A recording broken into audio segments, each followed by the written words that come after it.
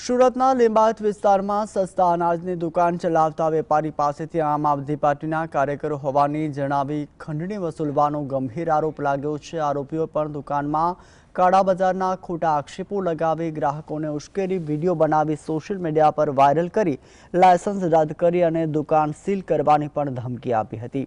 દર મહિને 50,000 રૂપિયા તેમજ એક વખત 1 લાખ રૂપિયાની પણ ખંડણી માંગવામાં આવી હોવાના આક્ષેપો થઈ રહ્યા છે। ગોડાદરા વિસ્તારમાં જાહેર રોડ પર 1 લાખ રૂપિયા રોકડા લેવાનો પણ આક્ષેપ છે।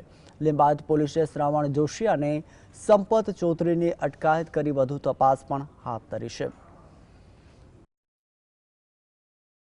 અમે સસ્તા અનાજની દુકાન પર શરણભાઈને કહેવાથી અમે જતા હતા અને 25,000ના હપ્તા બાંધેલા હતા।